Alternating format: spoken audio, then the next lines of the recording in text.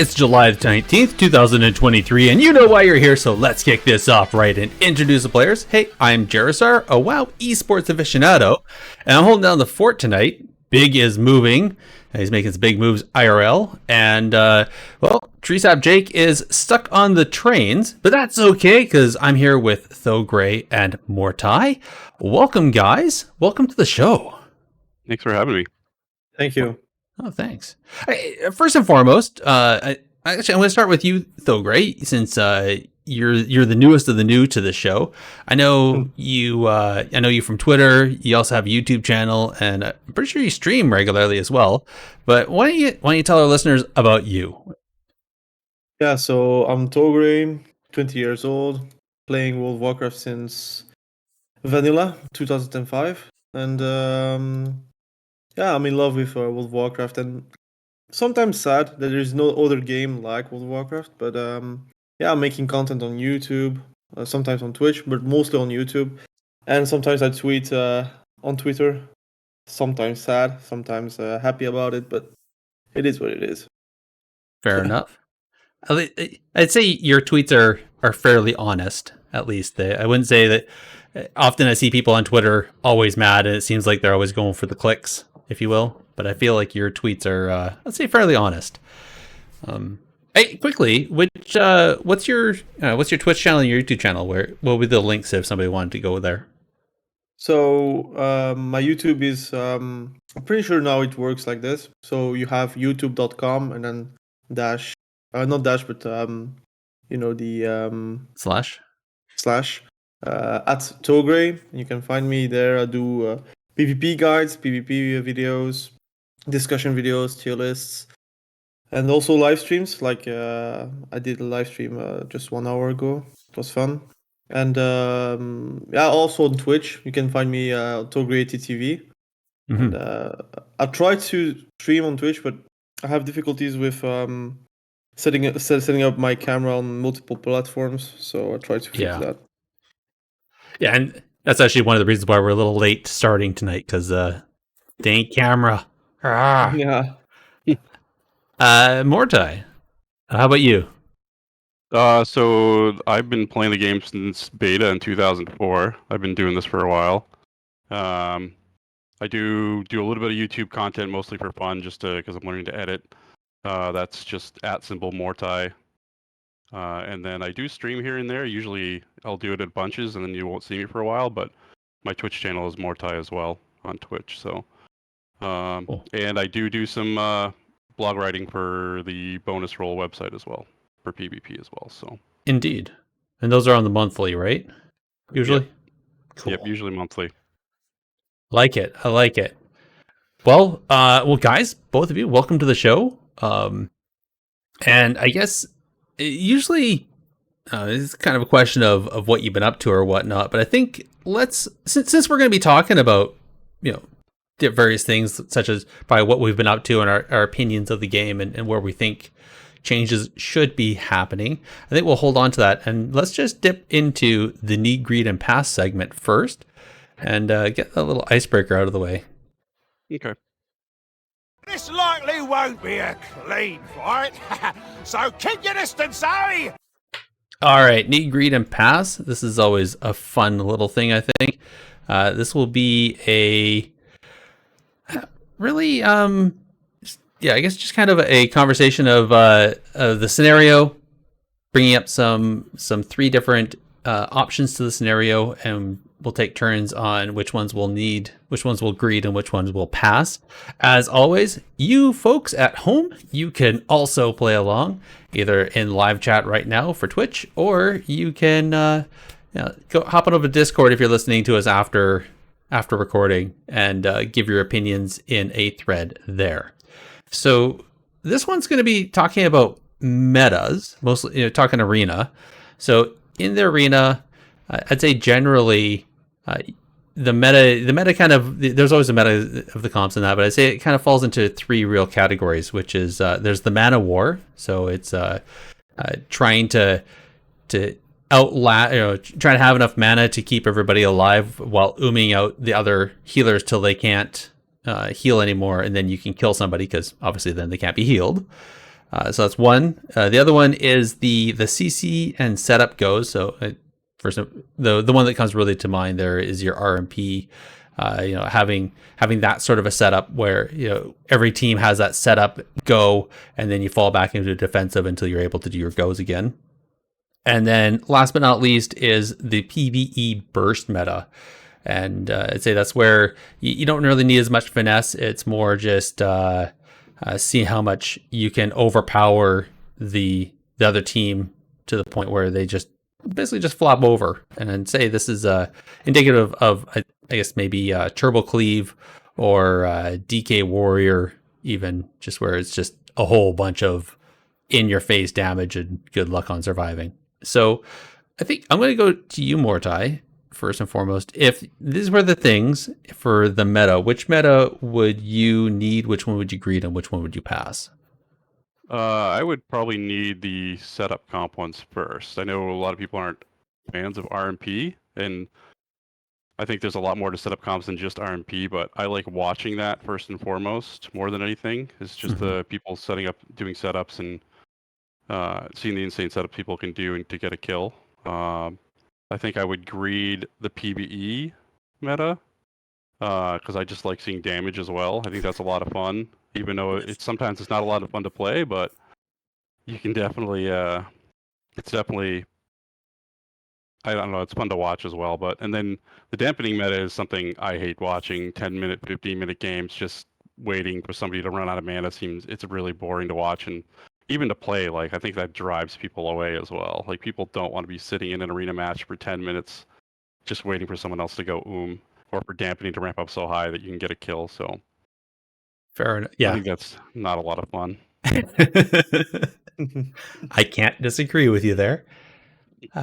What about you, Thogrey? What would be your choices? So, can I give two, need and greed and pass? Because I feel like there is like one where I watch and one where I play. So from Sure. AWC standpoint, I would say the setup comps are probably the need for me. And the greed would be the PvE comps, so the damage. And dampening would be a straight no, because I think the matches are way too long then, and it would not be as interesting to watch. But for me personally, I prefer like a meta where it's like PvE comps, where it's a lot of damage, because there is a lot more comp variety, while setup comps are, I would say, also greed, but not a need, where because it's a little bit more strict in the amount of comps that are actually working in the meta. So you have RMPs, but you have also like any boomy comp. Really, it's pretty much a setup, or Frost Decay with a Windwalker, or Frost Decay with a Devastation Evoker, and those comps are not really fun to play against, at least. If you are playing like a TSG, or you're playing like other comps that play into it. And then dampening comps are not really fun. I think there's not a lot of people that likes the dampening games, so I would be surprised if someone would choose that. Maybe you, huh? You never know, huh? I think there's some people that like it, because I mean, let's be honest, to be able to survive long enough to get to that later dampening is a skill set on its own. Let's be frank on that.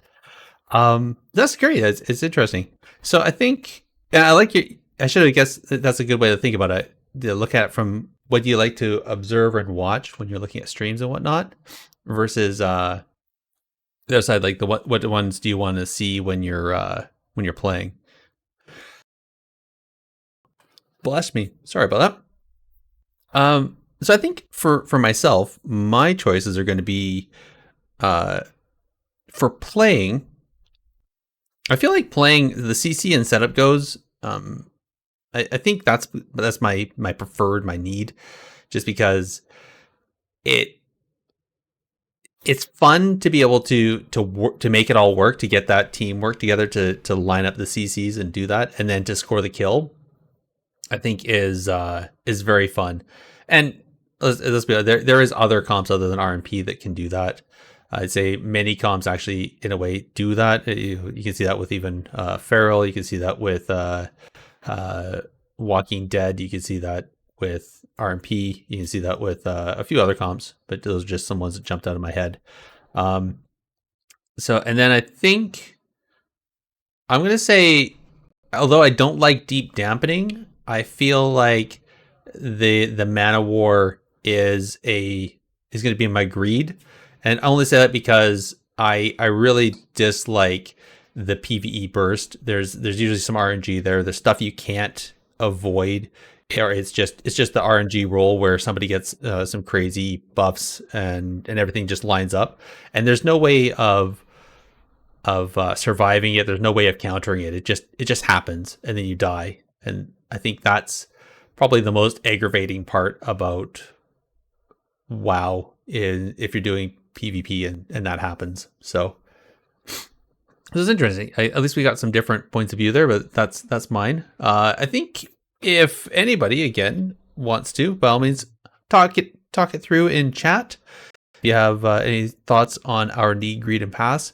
Otherwise, we will move on to the upcoming events, and then we'll get into the subject of analysis. Get in there and fight! Stop hiding! I think I wanted to add something about the comps and Yeah, the sure. metas.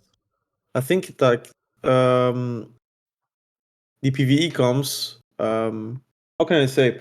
Why did I start PvPing in 2005, 2006? It was because of the big crits, the big wow factors, the 1v1s that you would win by like bursting someone down, those Swifty macros and such.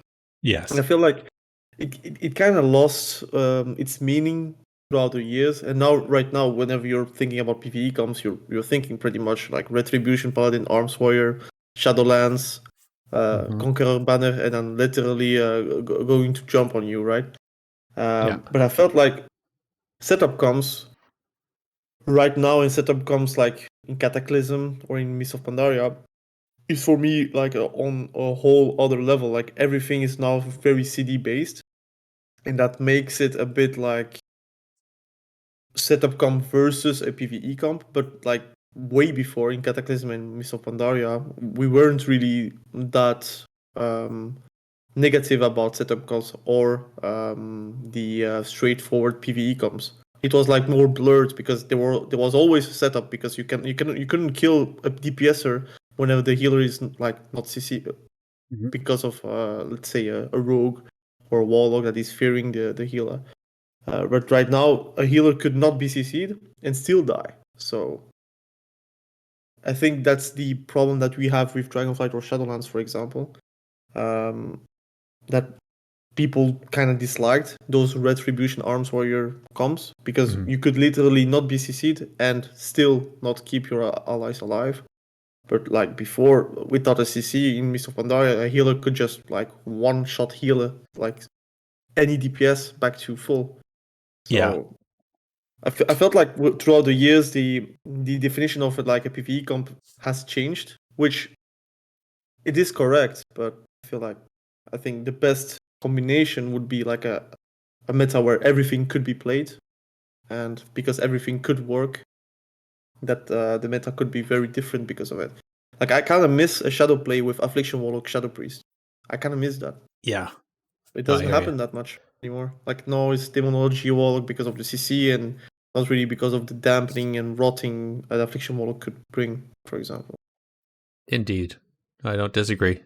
And it's a great question. It's a kind of great thing to philosophize about. Is how did these changes, where did it go wrong? Maybe, I don't know if that's really the way to look at it, but more like at what point did it change where you could still kill through a healer spam healing or kill without having to at least get some sort of CC on the healer to stop the ability to counter the damage. And I feel like one shots are different now too, whereas you could kind of tell when a one shot was coming before. You had kind of an idea, and now they just happen. Like it's just out of nowhere. Yeah, and that's the part that I don't like is you don't see it coming. You can't counter it. It just you know you're standing there, Yeah. you're standing there. Then you know maybe your weak auras pops up and you die at the same time. Like It is fun to live through it. One of them when you know what's happening and you still live, yeah, or if you watch someone live through it too when you know what's happening, it's kind of fun to watch. But yeah. Yeah, or you pre-wall something, and Mm-hmm. yeah, that's Pre the go. that's also a skill by itself. But I mean, I think what changed is the elephant in the room is that the game has changed since that Mythic Plus actually exists. Because Mythic Plus is more interesting to play or more interesting to watch or something. That is more based around CDs and not really pure your amount of spells available that does Mm-hmm. like a lot of damage by themselves. But right now it's like, look, if you want to do Moral Strike as an Arms Warrior, although Arms Warrior is a good example of a good class or a good design of a class or a spec, but like Arms Warriors, Moral Strike without doubling overpowering, for example, overpower, it does like little damage. But if you do 2 times overpower and then you get like another modifier on it, like for example Avatar or Colossus Smash, then it does big damage. So every time you Yep. have like something a prerequisite to do damage, and that if you times everything by themselves and you kind of add it together, then of course it becomes a one shot.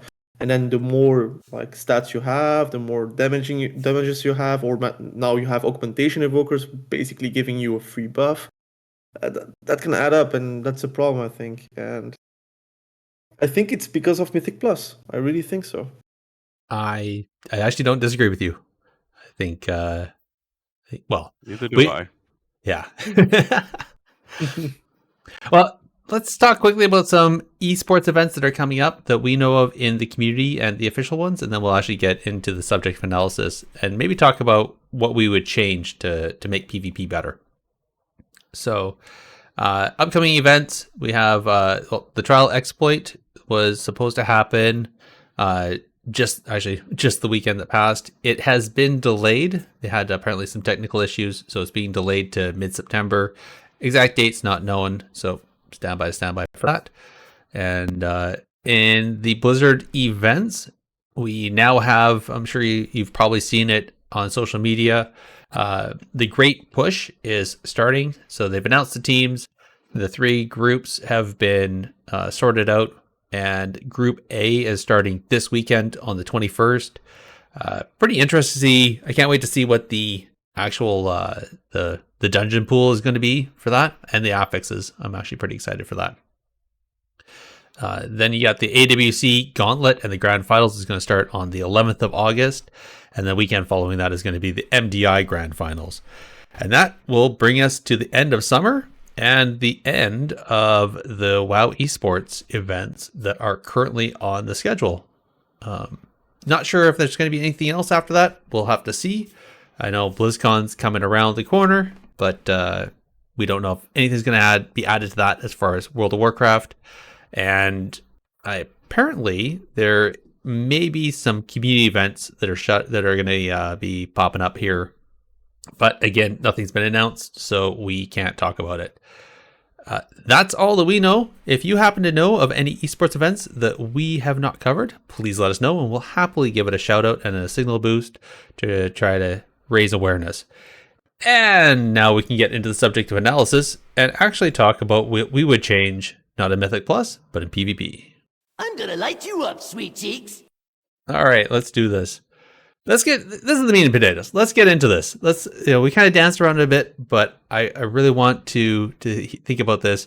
I'm going to throw it first to you, Mhortai. You love to do this. I always see you tweeting about it. There's usually a forum post somewhere about something in PvP that you're not happy with and that you've come up with a solution for.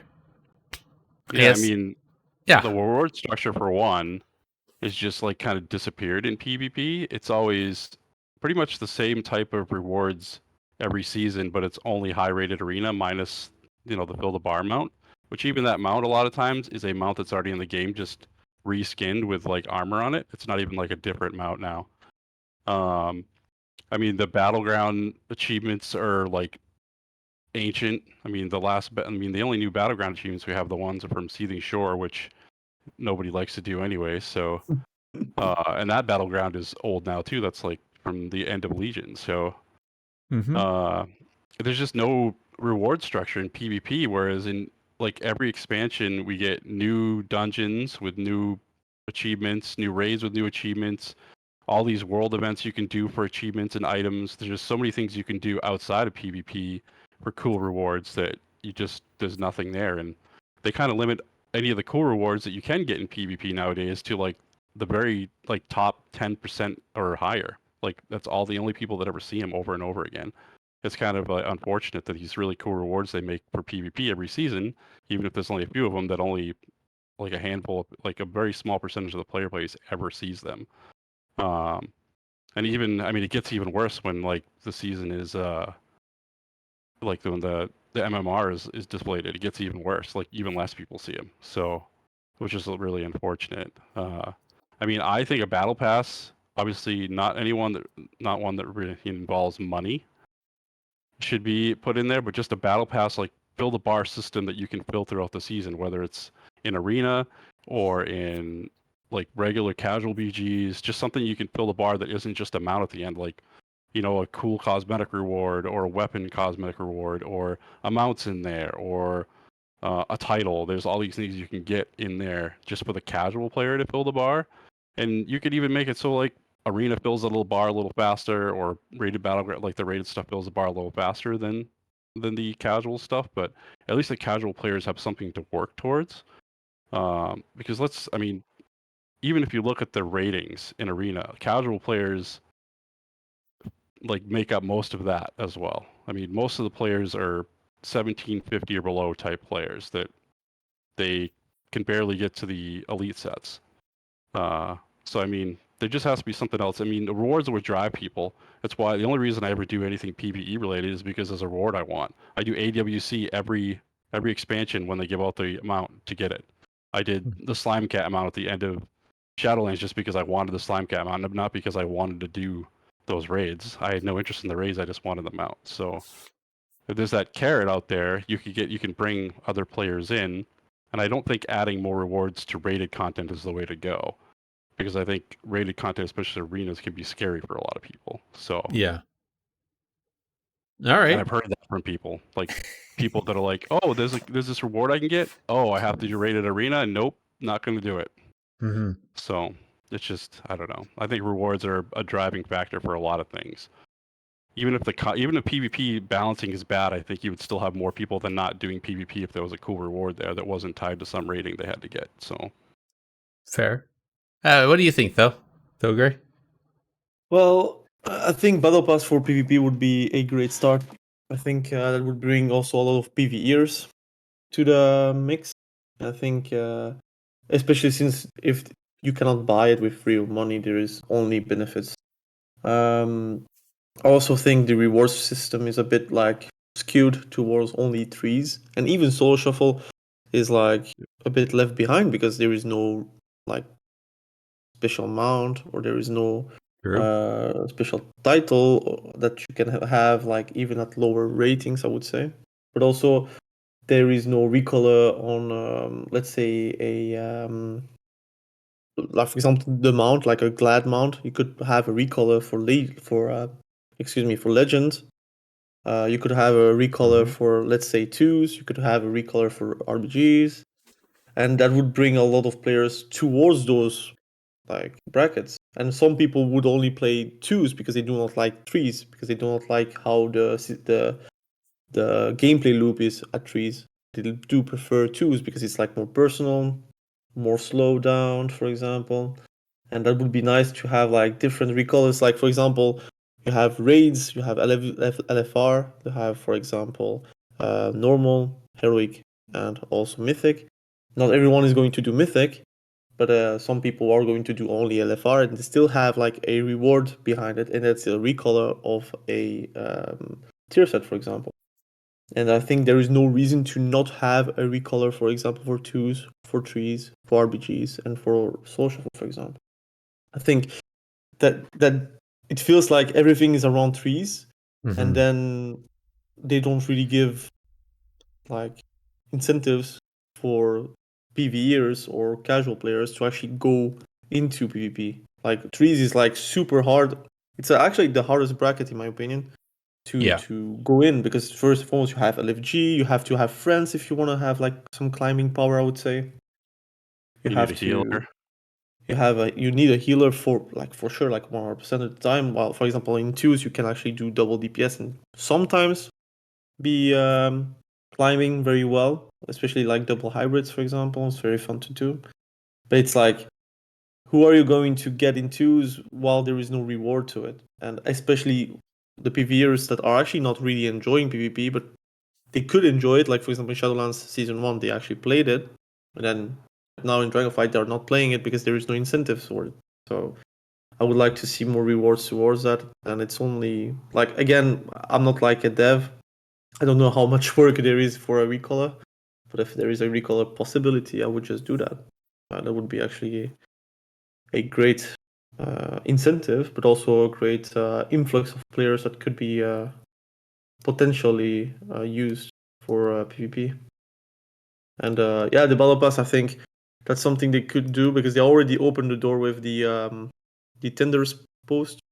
So I feel like they should utilize that uh, ability to make multiple battle passes, not only for PvP, but also you could do a battle pass for PvE as well. I don't care, but I think for PvP that would work, especially for PvPers that are actually like trying to grind RBGs, twos, threes, and soul shuffle. You could make like a daily win for RBGs, like gain so much more battle pass levels, for example.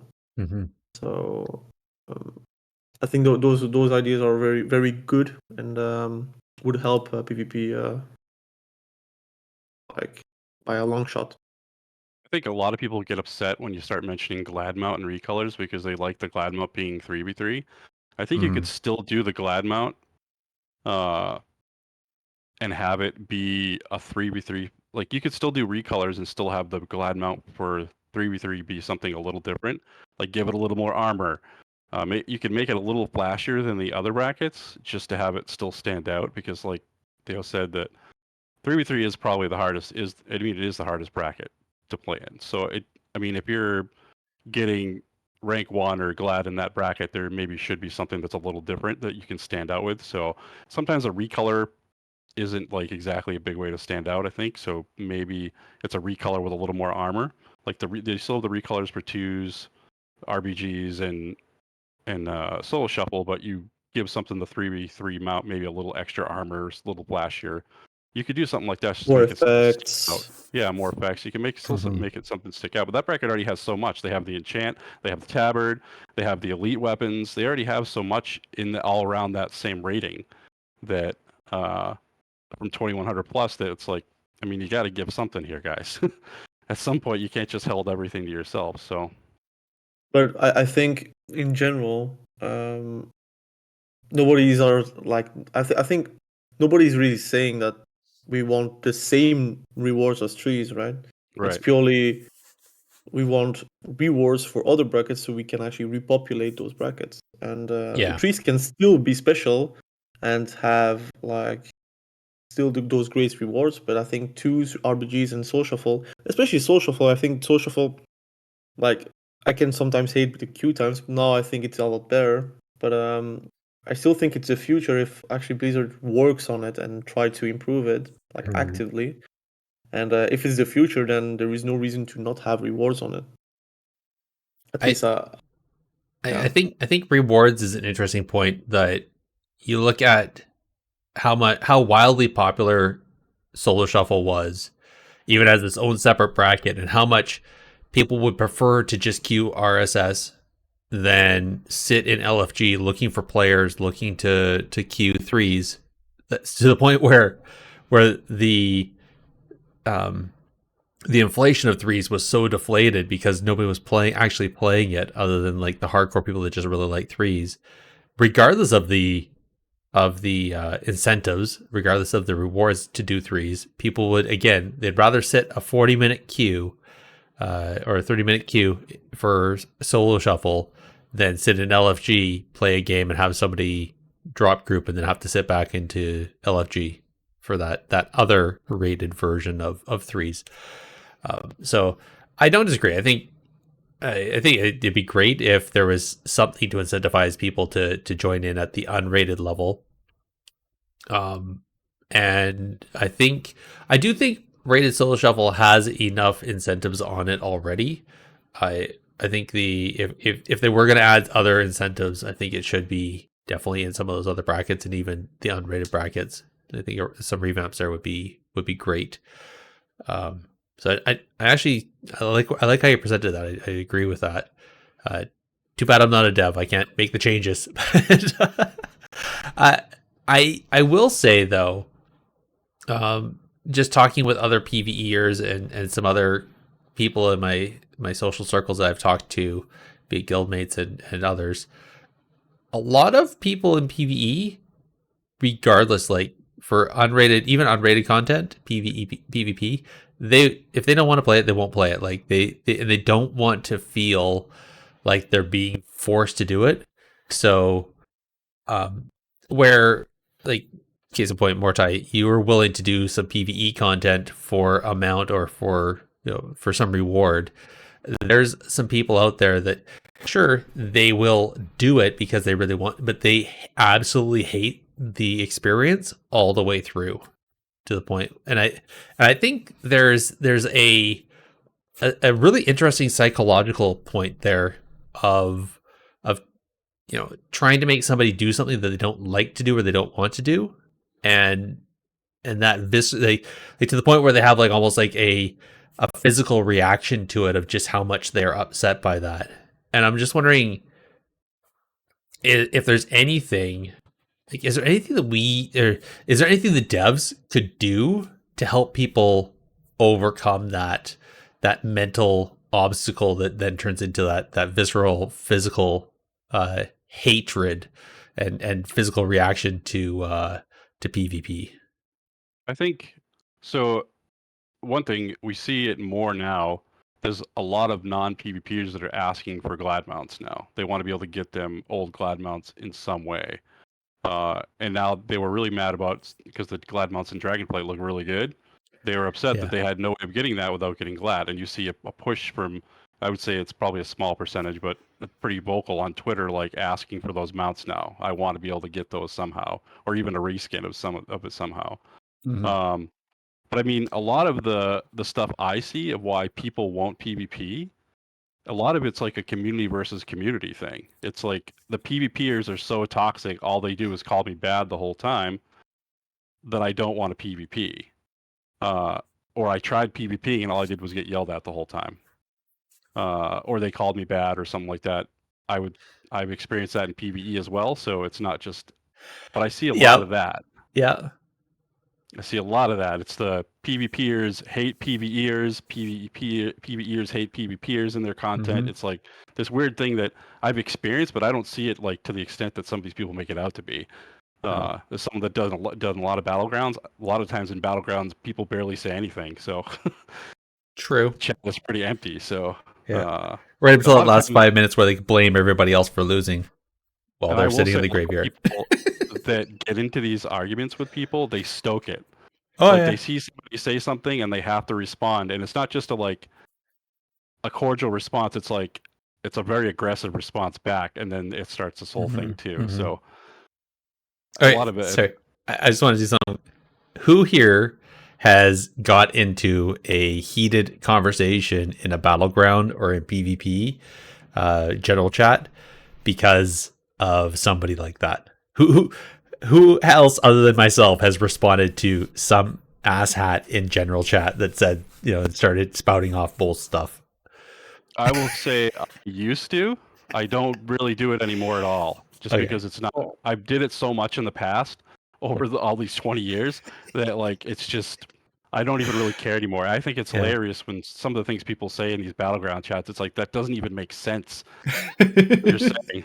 Fair enough. So, sometimes if anything, I troll them. I troll them back if anything. I just put a little trolly comment in there to maybe get another reaction from them, but it's not really a response, like an angry response back. Okay. So I always have a response to. troll or not troll, I kind of like those chats, man.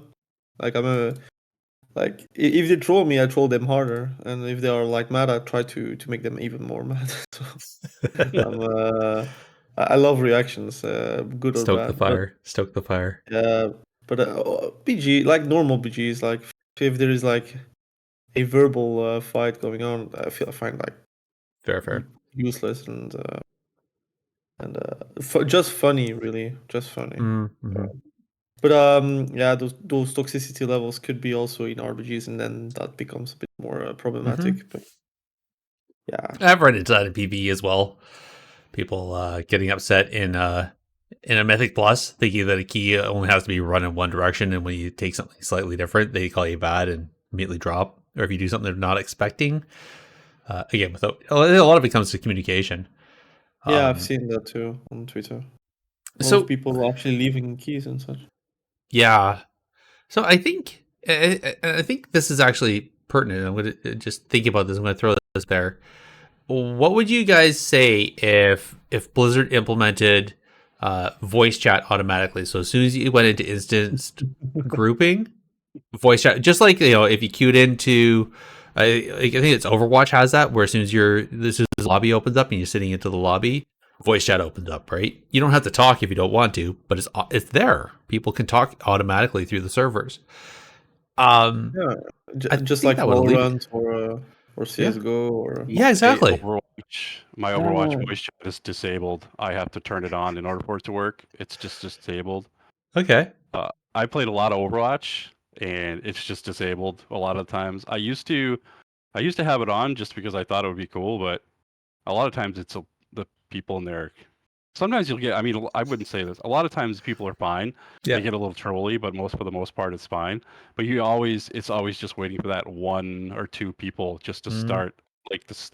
Some of the worst stuff you've ever heard on the internet just start flying back and forth uh, Some over the chat. So some 13-year-old edgelord coming yeah, across. Yeah. exactly.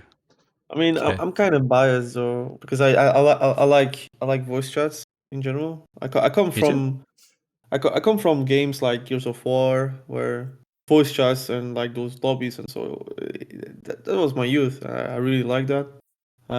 Also liked like Counter Strike. It's purely like also communication. Like if you're doing something rated or I think it's always better to have it like with voice chat on. Now with solo queue or solo shuffle, for example, I think it's a bit more complicated because you will see or you will hear another voice every single round.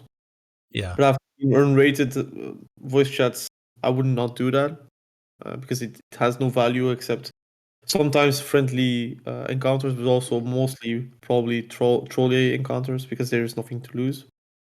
So I would not really do that for unrated.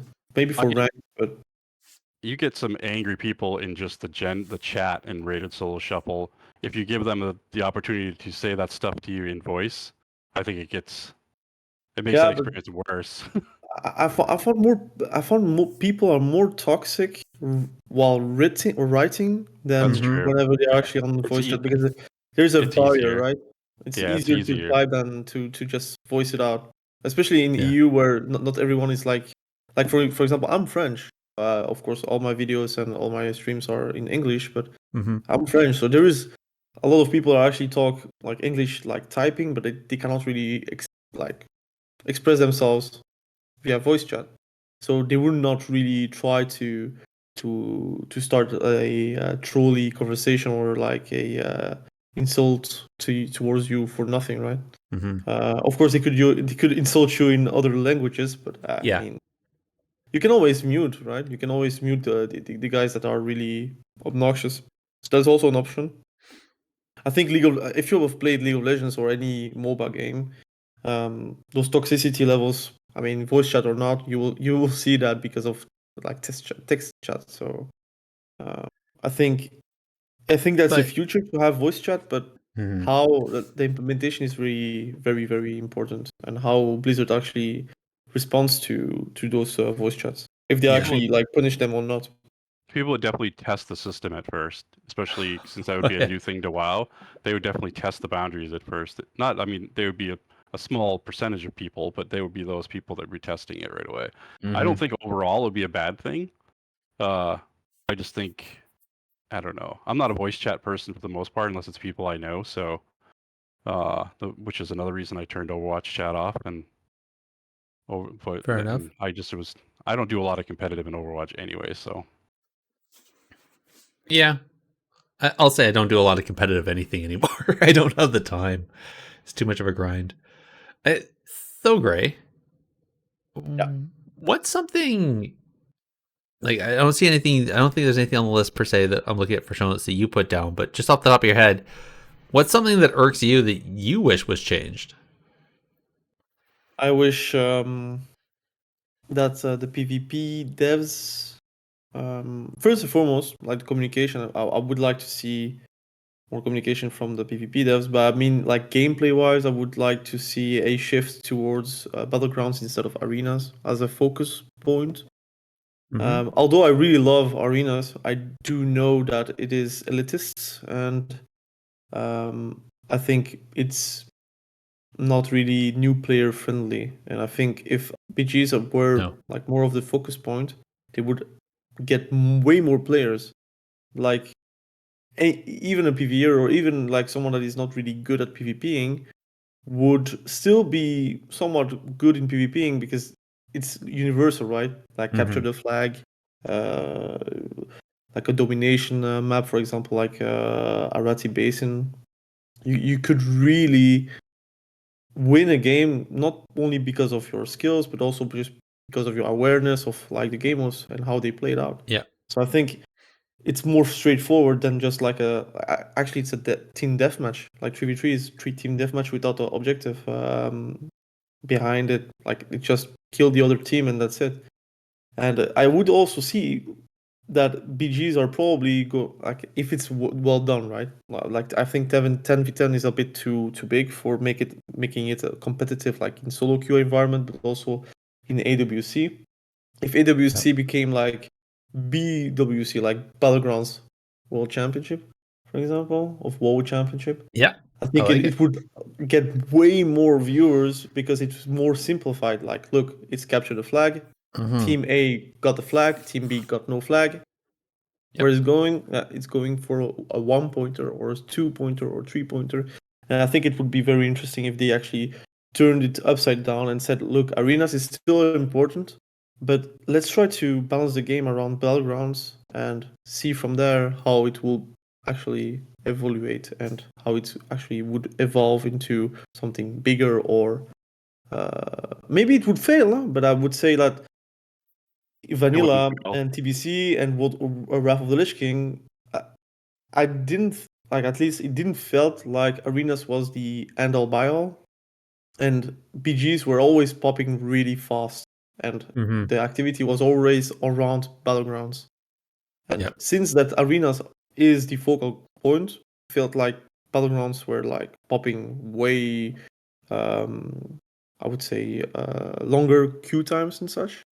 And it felt always that arenas were like very elitist, and a lot of people were actually scared by LFG and trying to socialize with other people and trying to improve their skill because again they could be like facing with teammates that are not really comprehensive with their skill level, for example.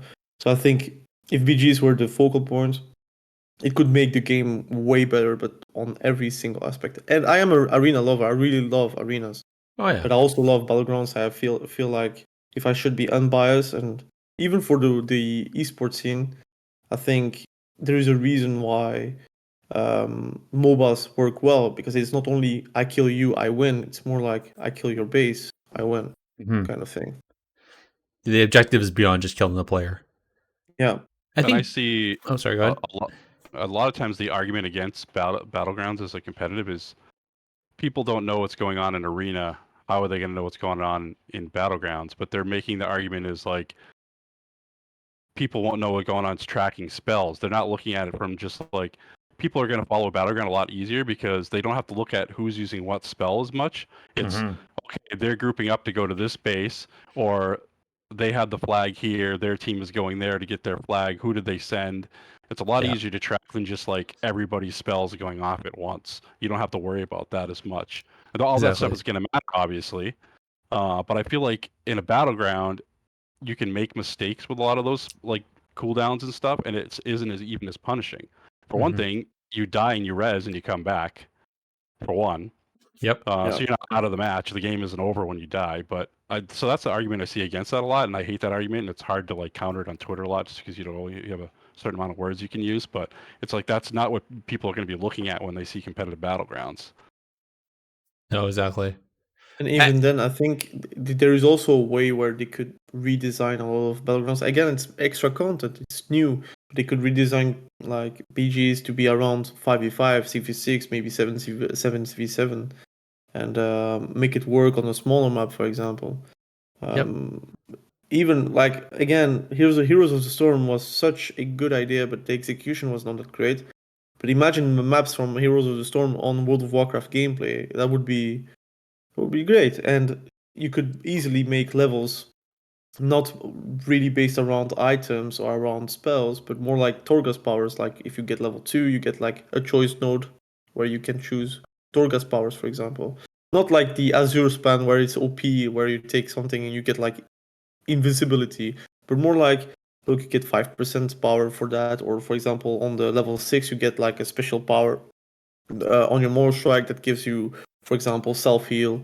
It's like something different, but you could understand it by just playing it, or if you have played any single MOBA or any single like capture the flag game, you could really understand easier, I would say, than arenas. I think arenas is very complicated to actually follow if you didn't play arena. Oh, arena is hugely complicated. It's like watching 5D chess at NASCAR speed. It's like Yeah.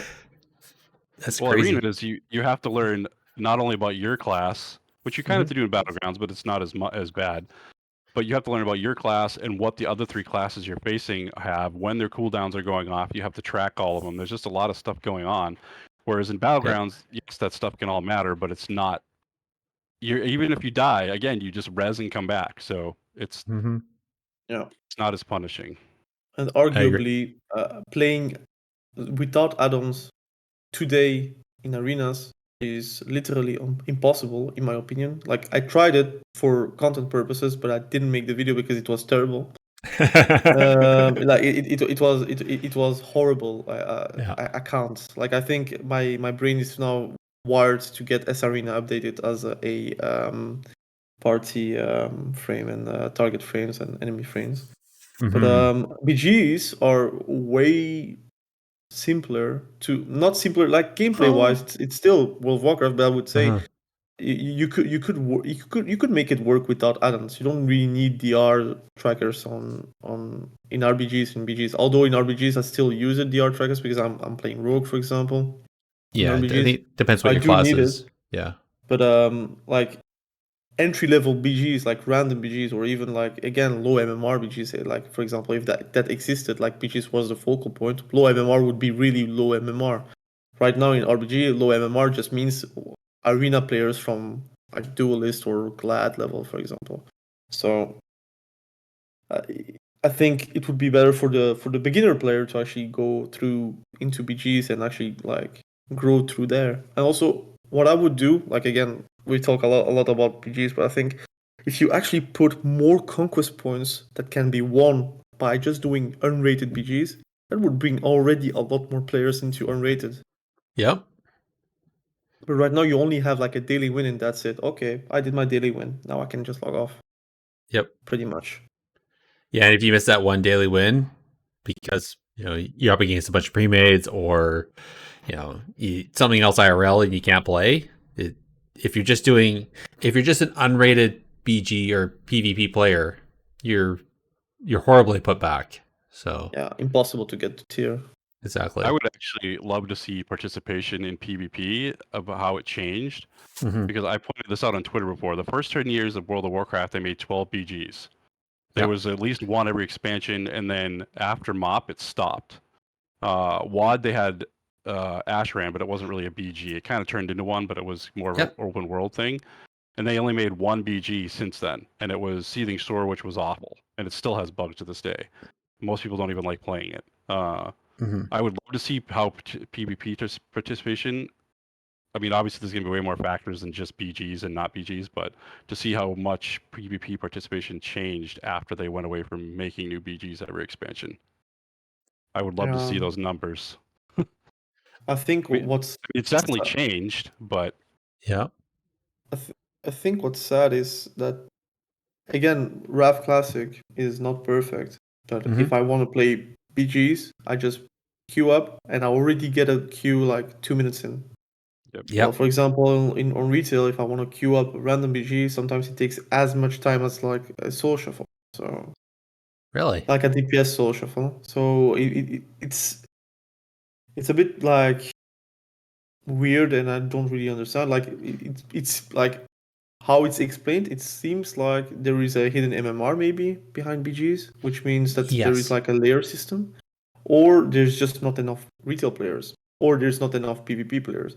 But I can't believe that there is so little PvP players. It could be. It could be that we don't have like Mhm. I don't have the stats for it, but it's kind of like a waste of a potential PvP resurgence that we could have on retail, because IMO PvP is way better, for example, on retail than any classic version. But on classic, at least I can play. While, for example, on Mhm. retail, if I have no time, chances are I will not have the time to do OBG, for example. So Yeah. or even if you do, it's like maybe one or two, and then you're done. Mhm. yeah, I yeah. remember hearing, and I can't remember where I saw this, but I remember hearing a while ago that they had implemented in retail. They'd done some changes. It's where they added in the healer metric. So they actually started trying to balance the matchmaking where they put healers, so you at least had a couple healers in each party or each BG. Um, Yeah. Obviously, that's I think that AI that does the selection, I'm assuming it's an AI. It has the it starts downgrading the levels where it's like, okay, there's only 4 healers in the queue. That one gets 2, that one gets 2. Oh, because I've been in some BGs where it's like the enemy team has 3 healers and 6 rogues. We need 1 healer and 4. It's like I've still had BGs where there's no healers. I've still had those. Yeah. I've had those occasionally too. Usually that's one of the yeah. But along those lines, when they started implementing that, I was told that they also implemented a hidden MMR there, so that to try to separate out some of the elitists from the non-elitists. So then, I think it was Probably to with separate honor some of level. yeah, Maybe something like yeah, I that. think so. Yeah, that's. I think it's just they kind of have the same problem as like Call of Duty has. If anyone has played Call of Duty, there is like Hmm. SBMM, which is basically like a ranked system in casual play, and everyone hates it because obviously you cannot have like those great lobbies that you had in Call of Duty 4, for example, like Modern Warfare, the first one. Hmm. But I think World of Warcraft has the same problem because you don't need MMR in unrated because it's unrated and that should be just kept loose. And yes, you will have BGs where you are going to get destroyed by a single or Swifty with 4 healers behind him and he's going Hmm. to destroy the BG, but it is what it is. And that's how Vanilla actually uh, played out, how TBC played out, how RAF played out, even Yep. Cataclysm played out, and everyone liked it. Now, Well, there's did everybody like it? I mean, okay, everyone liked it. I mean, that's a bit of an exaggeration, but I would say the participation was quite high. I think Yes. that's maybe a better statement. But I would say that two already make it better. It could just easily, because now it exists, cross faction random BG, Hmm. like from the get go. Not mercenary mode, just get mercenary mode Yeah. just gone. Just cross faction BGs, and then you will see already like probably faster queues, in my opinion. Also, Yeah. those healer BGs and such that should just be gone right now. I think keep I unrated. It's random, but it's unrated. It's fast queues. You lose fast, or you win fast, or you have like a stalemate, and then True. it becomes a bit more interesting. But I suspect that there's a lot of players out there that actually don't know about Merc mode.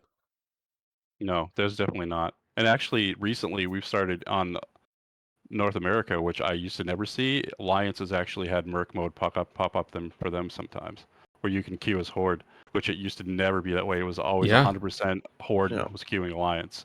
Now Always. it's beginning to switch a little bit. So I actually queued as a Horde the other day on my Alliance character, which I've never seen before. Holy crap. I don't even know where the vendor is because I've never had to. He's hiding in a corner in that round room in Yeah. Valdrakken. Oh, wow. Huh. But Huh. yeah, that would be already a great start, because again, Yeah. I don't think that fraction pride is now gone. I think since a long time, Yeah. and it would be nice to see them make proactive changes to make players play more than just sit and wait. To me, faction pride is more of a world PvP thing, if anything, where you're Yeah. out in the world.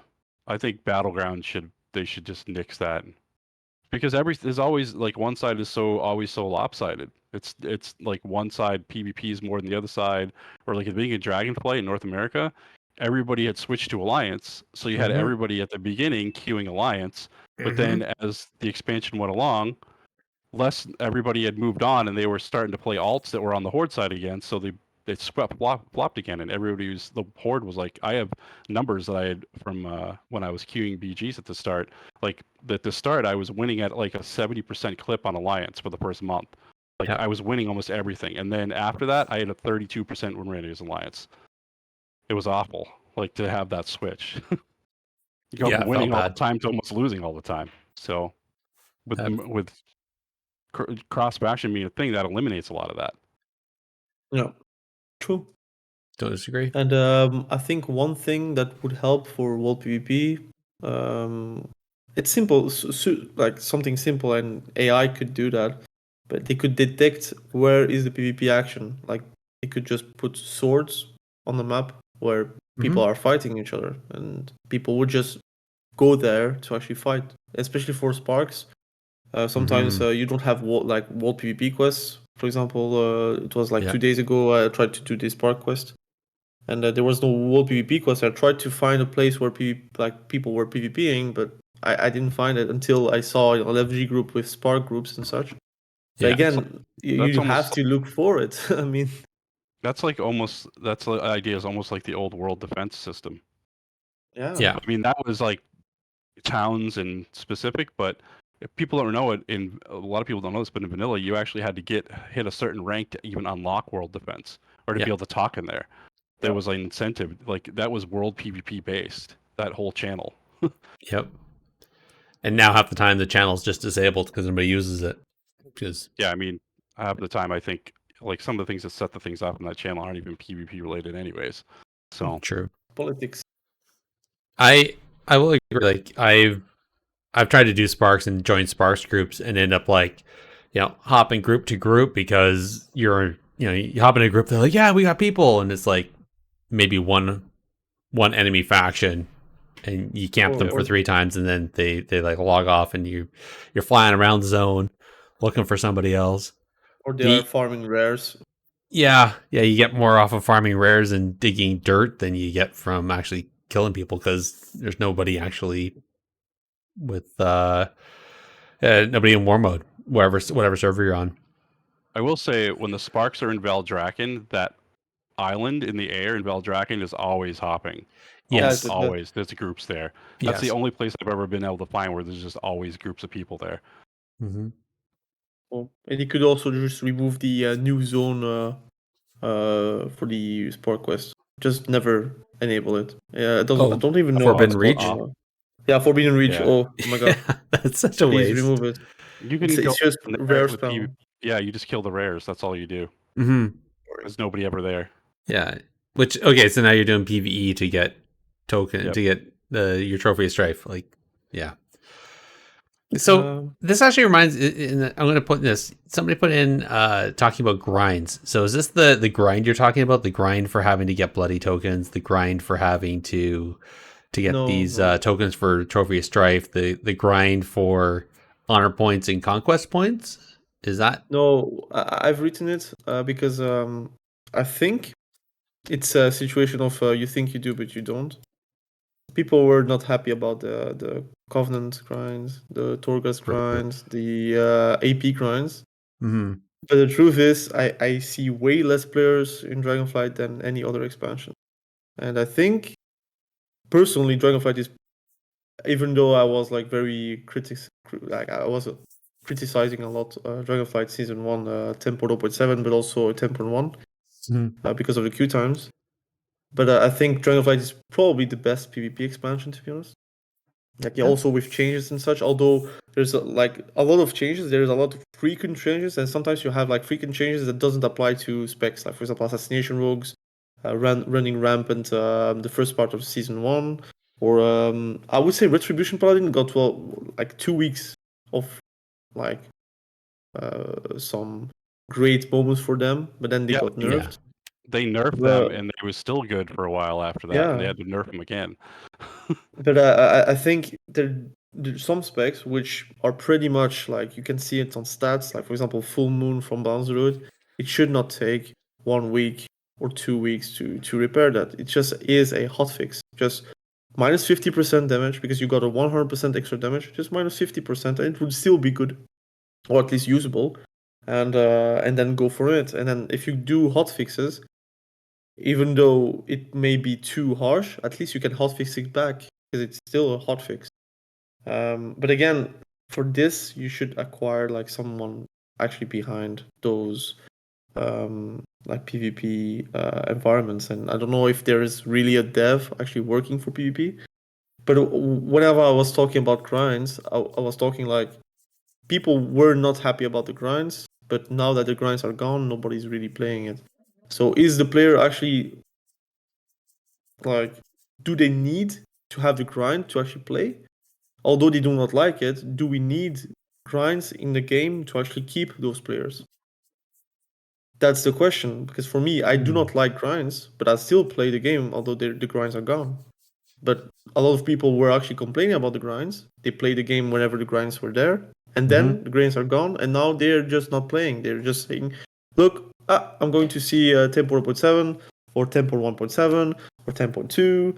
I'm going to play 1 week or 2, and then that's it. I'm going to come back at the end of the season. So, well, if there is a grind, then they are incentivized to actually play every single week, because or else they're going to fall back.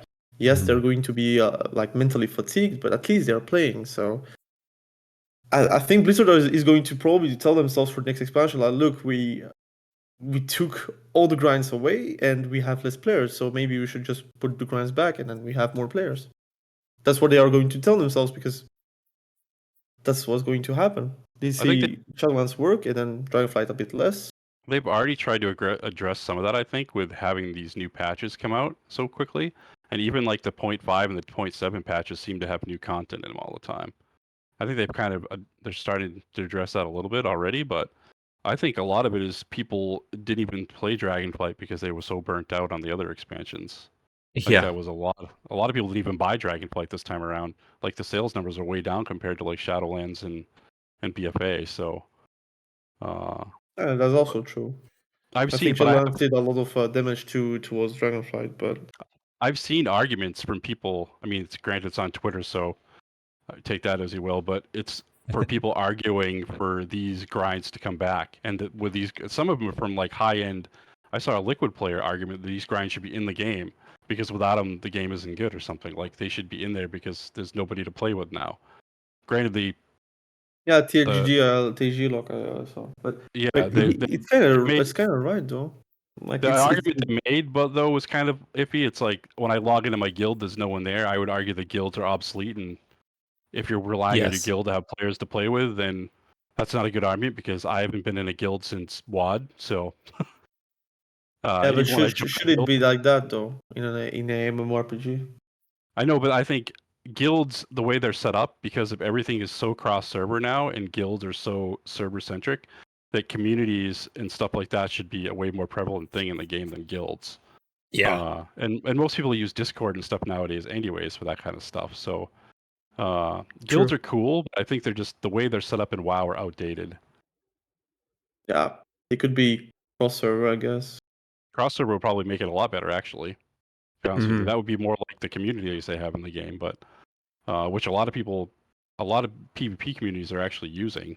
That I've found actually, like the big ones, like the Epic BG ones and the World PvP communities. A lot of them use not only Discord, but in those they use those ones as well. So Yeah, there's a lot of in-game communities and BNet communities for those.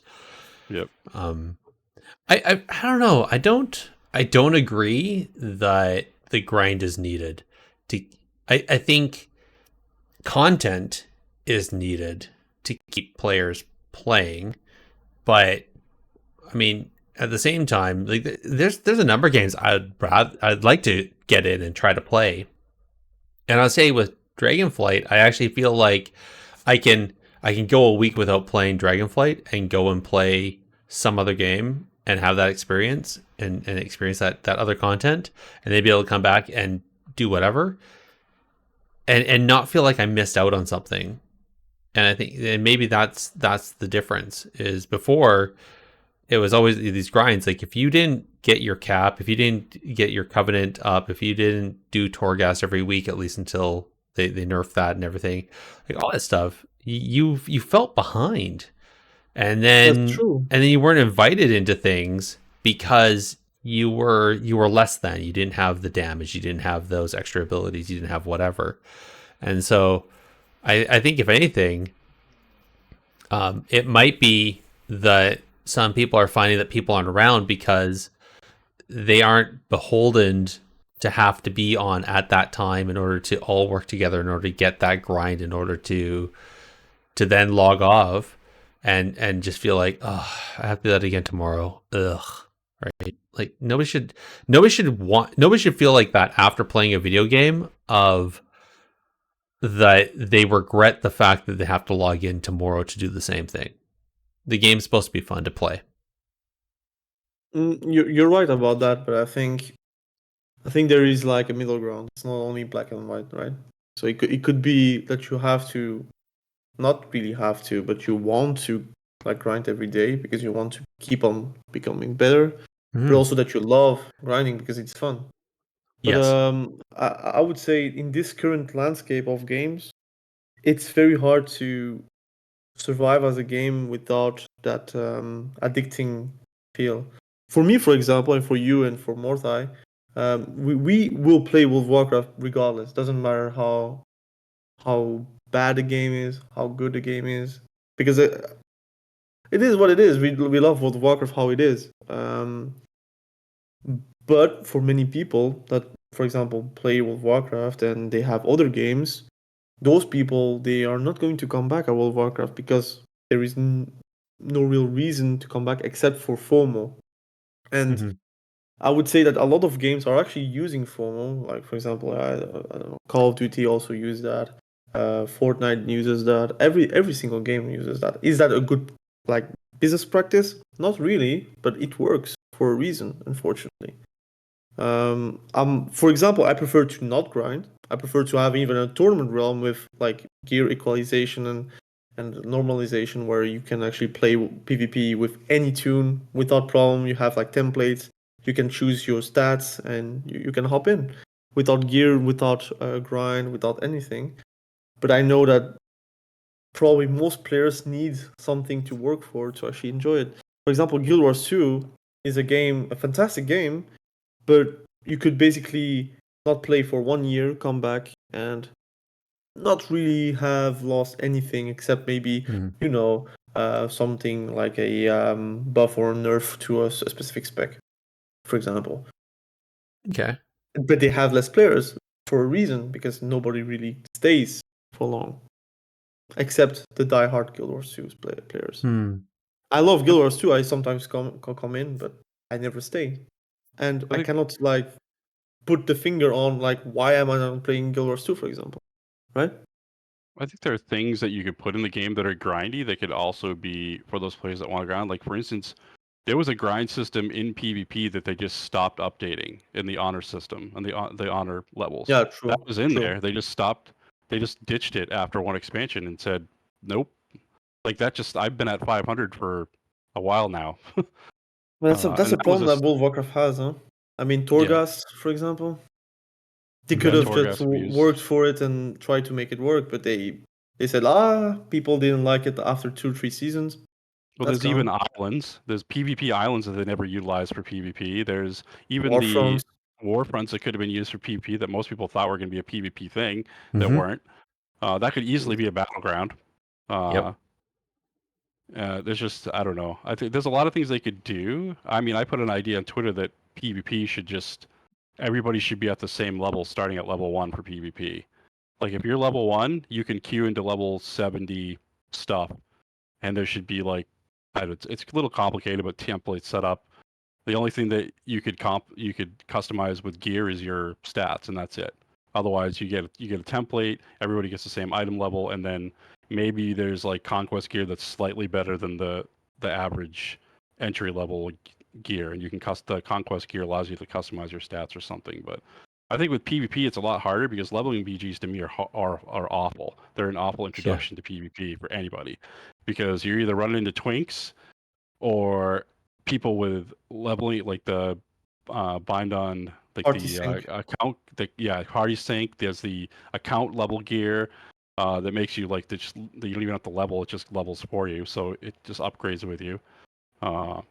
Like there's been times I've gone into a BG at level 51. Now they scale you to 59, but my stats compared to some other level 59, I'll have 3,000 health, they'll have 7,000 health. Like there's not even a reason for me being there. I'm just going to be dead so fast. Mm-hmm. Yeah. It's just there's like that kind of like those leveling BGs used to be kind of fun. You used to run into twinks, but there were a lot less of them. But now Mm-hmm. it's like the whole system is just there's always going to be imbalance. But I think if you just had a system where like if PvP was just started at a level and that's it, because you don't really level in PvP. You No. can, but it's awful and slow. Uh, for all the things I just mentioned, and just the amount of XP you get is kind of is not very much either overall. But it should just start. Everybody should just start at the same level. If you want to just play World of Warcraft for PvP, like Vendruki's video where somebody watches Peekaboo and they just want to be Peekaboo, then they find out they have to level and gear and do their embellishments and they need all these add-ons. It's like, why don't you Mm-hmm. eliminate a lot of that and everybody just, if you're level 1, you can queue Arena right away if you want to. Yep. And you just get a template you get the level 70 template and you just queue Arena and that's it. Yeah. Because to You me, could. PvP isn't really part of the leveling process anymore. They've kind of killed that altogether. They don't really update it. Party Sync made it worse, if anything. Uh, I mean, if they want to put effort into it, they can and make it more of an experience, more of an intro to PvP. But they've done everything but, in my opinion, even though they have the tools to do it. So Yeah. I think also you had like a great idea with on Twitter. You said like Exhaust Reach PvP introduction while you were doing the leveling system, like oh from. yeah, Mm-hmm. yep. Because But I would even push it forward. Like I would really do a 3v3 tutorial, 2v2 tutorial, like an RPG tutorial, but really a Mm-hmm. tutorial where you learn how to PvP. Again, I don't know. I think a lot of people will skip because I, for example, skip Overwatch 2 tutorial, for example, you know. But there are players that really need a tutorial, but there is no tutorial. Then they're looking at YouTube and they're trying to look up for guides, and a lot Yeah. of guys are just like, yeah, try to do this, pick those add-ons up, try to do your rotation, and you're and good. That's not true, right? the guys are some of like the best players on the planet too. So they're doing everything at like max level. At Yeah, that or they like explain. skill level that you can do, and you're like watching them like, okay, I can do that, and then you try to do it, and it's like, nope, not that easy. Sorry. Yeah. And they also assume, which is normal because it's also easier to explain like that you already played World of Warcraft. You know, for example, what a rogue does, but you do not Yeah. know the rotation, for example. You do not know the build, but you know what a rogue is or what it does. And I think like a pure tutorial from Blizzard, like Blizzard side, it could work. But the problem is it does require a lot of work. And I do not know if Blizzard actually wants to put the work for it. I mean, they did it for dungeons in that entry level zone. They have it for Yeah. a dungeon that walks you through like, this is your tank, this is your healer, or if you're the tank, they walk you through the whole dungeon. Like, this is gonna happen here, this is gonna happen here. Yeah. They have that, and I think they could do that even with a BG with the AI bots they have from Comp Stomp. They could Yeah, do a yeah. BG in there. They could have you do a BG, then you do the dungeon, then you're done with the zone. Because it's not like that BG is going to take very long against bots for the most part. So I think they could probably work something out. So even lower Yeah. the resources so it isn't 1600 or something. I don't know. They had Warfront. I mean, Yeah, I know. Yeah, they have many Like they have PvP. many things where they could actually do put a bit more effort into introducing those players into PvP, but also just in general trying to make new players into PvPers, which is for me like something that they really do not do anymore these days. Like try to reform those PvEers into PvPers. Before it was really a possibility because it was like this on those classic expansions where Yeah. PvEers actually did PvP because they wanted to have those bragging rights of being able to PvP. I think it's the whole meta around also content creation in general. We are like more into fast food, I would say, also content wise. And Yeah. before we had like a lot of PvP montage videos and Warcraft movies, and like there was a storyline behind it. People were watching it even though they were not PvPing, but they were Yep. watching it. It was insanely popular, but now there's a lot of limitations into like making montage videos, especially with music. But I think in general, it would be cool that Blizzard actually like puts effort into making new players into PvPers, and they will eventually play PvE. That's not a problem. And I already, like I mentioned like something that I would like to see, and I think it could bring more money towards Blizzard. But it would be nice to have like a free-to-play version of World of Warcraft, which is only revolved around PvP, like a tournament realm with a battle pass Mhm. system, where there you could buy with money because it's like again optional. But if you have like a subscription, like for example, you, me, and like we three have a subscription, we get the battle pass for free because we already buy and we already pay. Then you have like people that are going to play for free because they want to not pay, and then you have people that are going to buy the battle pass, for example, for a bit less than a subscription because they want those cosmetics, and then it's a free W for Blizzard, I would say, also monetary wise, because those players would not play World of Warcraft because they would not like to try to level from 1 to 70, for example. Like, for example, all those League of Legends players that were World of Warcraft players, but they do not really want to delve into the leveling process, or they don't want to delve into everything around PvE, they would maybe come back to try this and maybe even spend on skins or cosmetics or whatever, because they do that on other games. So I think it could be a win-win in popularity, in again the possibility for us PvPers to actually like have multiple ways to play with other people, and you could have tournament realm players have the same progression system with conquest caps, where they have like again you can buy the items that they want, but they are capped as well, so they have the same items as us, and then we can actually like face each other from tournament realm with live service realm, and it will not have like a gear difference, but they don't have to grind the gear. They will have it for free, pretty much. Like every week they can have a piece of gear, Yep. or like a limited set of like eye level that they can have, and then they can like play versus each other. But then again, it requires more work. It requires new servers. Requires a new like battle pass system where they could actually like incentivize subscription players, but also like players that are free to play. They made servers for hardcore, so and I predict that's going to be dead in 6 months. So they made those servers. Well, I mean, well, I'm not against you hardcore you servers. still I'm have just to saying you it's still a have to stream. pay a subscription, right? So Yeah. Yeah. it's still something. But Good point. All right. Hey, guys, I think it's 7:30. It's been almost an hour and a half. I think we should. I think great conversation. I do, but I think we should roll this one out into the next spot and start working on the rest of the podcast. By all means, though, feel free to keep throwing ideas and having these chats in the Discord. I love seeing the conversations and participating in them as well. But as far as people listening, to this at home and live, I feel like we have to put a stop to. We have to put an end time to this. That said, I do want to ask, and like the one question we always have to ask, and it seems kind of redundant considering what we've all talked about so far, but I still have to ask it: is the one thing you would change? So I think for you, Thogrey first, if you had all the influence, all the money, whatever you asked, they would implement one thing, no questions. That's so hard. Yeah, it can only be one thing. What would you ask for? Well, if I had the money, I would enroll a lot of PvP devs and let them go crazy, like really crazy. Like people that were working on League of Legends, working on Dota 2, working on different games where PvP is and was very successful, and just let them loose with creativity. And I would like probably entrust them the future of World of Warcraft PvP. And if I had no money, I would just overhaul the LFG system.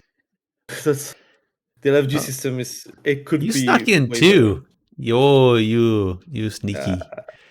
All right. better. There is no negotiation with me.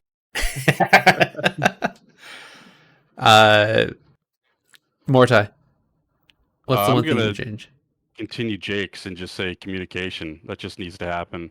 Oh, Like there needs to be a whole communication team that just revolves around PvP, especially with that just needs to happen. All right, I daily like it. communication I like it. would be nice. I'm gonna steal Mhortai's. Not what you just said, but something you said before. And I'm gonna say solo queue RBGs. Have them implement solo queue RBGs. Yeah, we never even talked about those. No, we didn't. Yeah. We didn't get to that, but that's okay. Solo queue RPGs would be great. That would be actually something to look forward to. Well, on that, let's get into the PvP news and then roll this out. All right.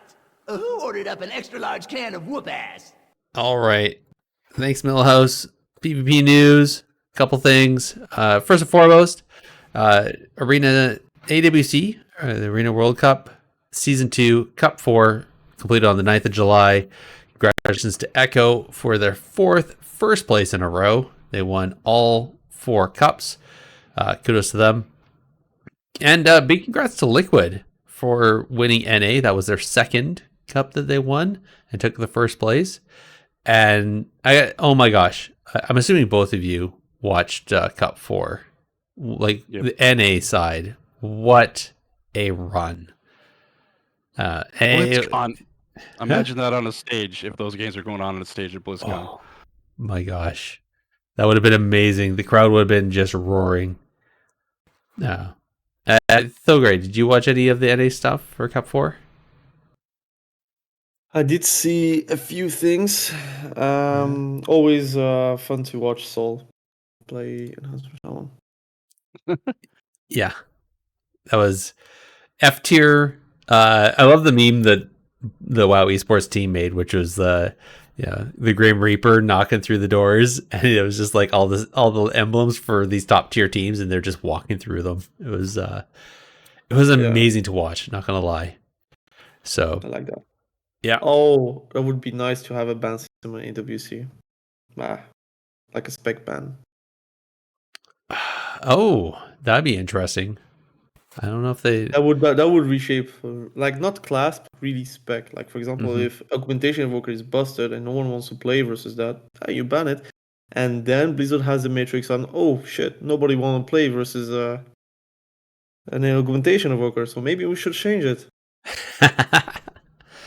Or maybe they'll just buff it more. Well, knowing how the devs work. Let's buff it more. It cannot be banned. Yeah. Another one, there was the Ukrainian WoW. They held a Mythic Plus tournament on the 14th to the 15th of July.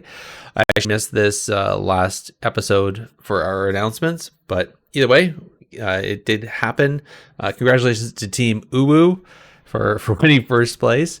And if anybody wants to, there is a YouTube channel. You can go and watch the VODs for those if you are interested. Then the Armed Forces Dungeon League Summer Clash, again, another Mythic Plus tournament, finished on the 16th of July. This is an esports community that only does where people have to be either part of the armed forces anywhere in the world or retired. So this one, they had the New Zealand Defense team. They had a team from the New Zealand Defense, and they also had a team from Regiment, which is a Discord community only for veterans. So from United States. That said, the team Warrior GMR won and took first place on that tournament. So congratulations to them. And I have to admit, it's really interesting seeing, actual serving members being part of and these teams are supported by I'm pretty sure they're supported by some of the governments, like by their changing command, which is, I think, really awesome that's happening. Our hot fixes. So I think there was a couple. We were talking a little bit offline before. One of them, I think, pretty surrounding, or I guess meta changing, which was the Holy Paladin and their mana nerf that happened. The augmentation evoker, their buffs got limited per player, so you can't stack more than 4 per player. Not that it really happens in PvP, but that's the thing. Mages, they got some nerfs and buffs depending on spec and whatnot. And I think, I guess, so I'm going to throw this to you, Thogrey, because you're talking a little bit before. The nerfs to Holy Paladin and their mana pool, how's that affecting? How are you seeing that for PvP at the EU side? I think the meta already has switched, which is a bit sad for me because I made the tier list like yesterday, like 2 days ago, so it's a bit sad for me. But Holy Paladin now gets easier than, let's say, Resto Druid, which is already getting in Soul Shuffle. So it's the result of actually burning, like nerfing the mana region and also nerfing the throughput. And I already said that like offline, but I think they should have probably just nerfed either one of them and not the two together. I think it's like overkill. I do not know. Again, it's because of PvE, the throughput of healing. So they had to do that because they knew that it was not okay for them to keep it like that. I think with just the PvE nerfs, that would be probably enough to calm the Holy Paladins in PvP, because you would had to use more spells to have the same throughput. So it means also more mana spent. So I think that would have been already enough to put them at the same level as, let's say, a Resto Shaman. And right now what we have is they're like beneath the Resto Shaman mana throughput. And I think also Disc Priest, I think they're kind of together right now, which is not good for Holy Paladins. Yeah, I think it's also a bit sad since we, at least Holy Paladins, had the problem with mana since the beginning of Dragonflight. And now they have like a bit more mana regen, a bit more mana like independency, so they don't have a problem with mana. They just get nerfed back again to that level where they actually suffer with mana. So that's a bit sad to see. Also, melee wings get nerfed, so if you love melee wings, that's pretty sad as well. So I have to admit, though, is that I thought Holy Paladins had some abilities that allowed them to generate mana better. So I'm wondering, unless maybe that's just not a comfortable way to play. It doesn't feel as fluid. No, Daybreak and Flash of Light do regen mana, but it's not enough. I did a lot of testing today, and you can use like Daybreak for mana, but you always use Daybreak on CD anyway, so you should be able to regen mana with it. But Mhm. now Holy Shocks and are very punishing because it does cost a lot of mana.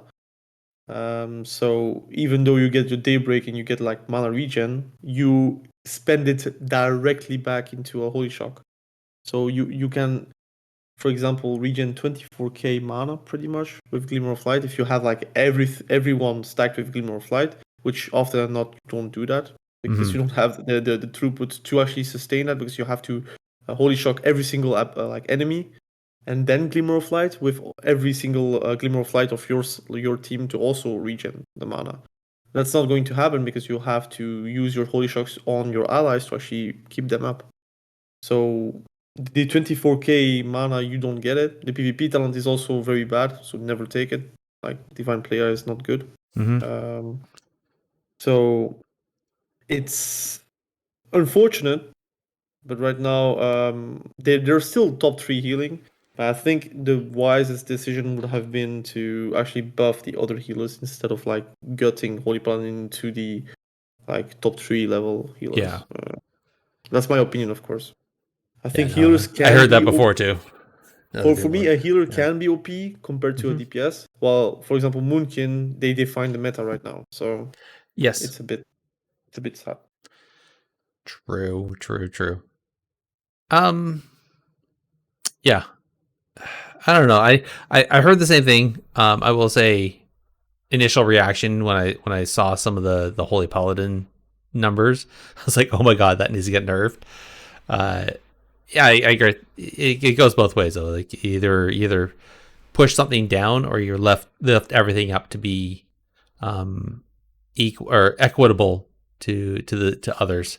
And I guess which one do they do, right? So Yeah, I would have understand it a bit more if they actually nerfed Balance Druid and Augmentation Evoker and also SP, because I think SP would be a problem if a Balance Druid was nerfed. But I would say those 3 classes together, like also a bit less, like big, like not a big nerf, but it can be just nerfed and then see what it goes and then nerf it again if it's not like enough. yeah. But right now it's only like Holy Paladin got a nerf and that's it. Like the mage nerfs, again, it's very minimal. Still, it's a nerf, but it's very minimal. But the Holy Paladin nerfs are like that massive. It feels like, look, Holy Paladin was the problem, but I think the majority of players would say that like Augmentation Evokers or Moonkins are the problem. Yes. But that's my opinion, of course. Huh? I mean, I could be wrong. Yeah. I think that's a valid opinion. I don't know. Mhortai, do you have anything you want to add to that? My opinion was they should have just nerfed the mana and left those other things PvE and then gone from there. That's what they should have done. I don't. Yeah. That seemed to be quite a bit at once to kind of throw out a brand new spec that a lot of people were having fun playing, despite it being OP. So, I mean, the rework is a success, huh? 100%. yeah, yeah, it was a good rework. I think considering how long Rhett lasted on the ladder before they finally did something, this did seem a little bit fast and a little heavy-handed. Yeah, I mean, we need healers in PvE, and I mean healers in PvP. And what do is you nerf them faster than the DPS class that was running rampant in 10.07. So it was a little bit. Right. I wasn't expecting all that at once. So No, it was a bit much. I think one of the ones I did list, I think this is important. The Upheaval, the new Augment Evoker ability, no longer works if the target moves out of loss. So I guess before, if it was casting, if you try to go behind the pillar, it would still hit you behind the pillar. Now, if you lost it, it doesn't work anymore. I think that's a good. That looks like a little bug fix, but also good. Okay, a couple other things. So Classic WoW is having a update on their PvP system. This is actually pretty big. So this is the 1.14. So not the Wrath Classic, but actual Classic era. And they're getting rid of a bunch of the ranks and everything and moving to a whole other system with a different look and feel. Not going to be showing MMR anymore. Calculations are going to be done on the daily instead of on the weekly, which is, I think, pretty big. And I think, what was the other big change I saw here? There's no Oh, sorry. decay between ranks. Yeah, that's right. No, yeah. So, if you drop to a certain point, you don't drop any there's like little floors that you land on. Sorry, correction. The stats aren't updated daily; they're updated immediately. That was the other one. Yeah.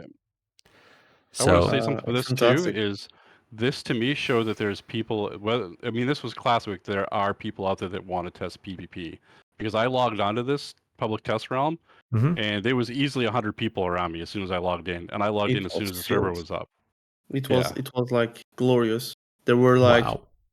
Just for a 30 PvP BGs. system update.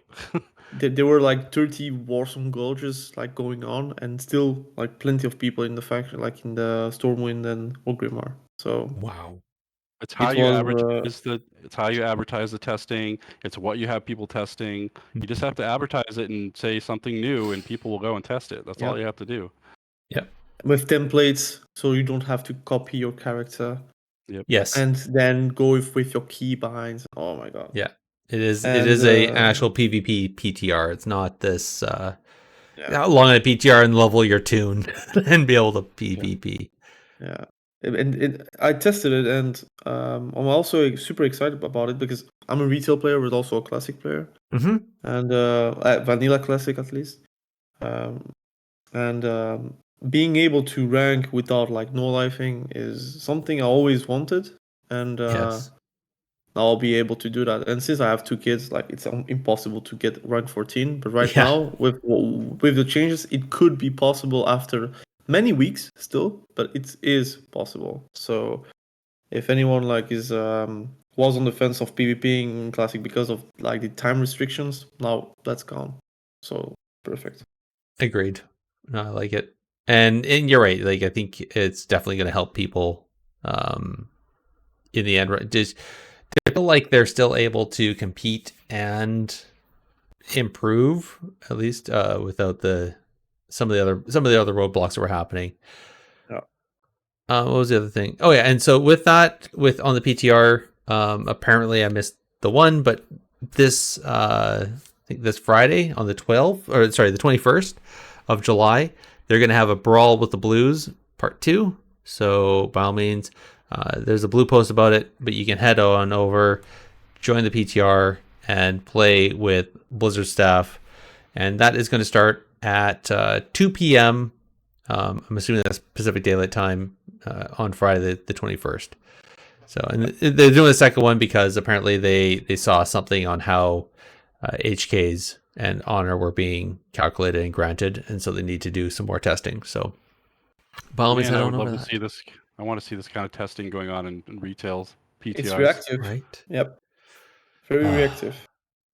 Yeah, it's and that stuff draws. Like you go to the regular PTR and nobody. You might have some skirms or something like that, but otherwise, like nobody's queuing for anything. Like it's you almost have to set stuff up with your own community in order to get some people on the server to actually test stuff ahead of time.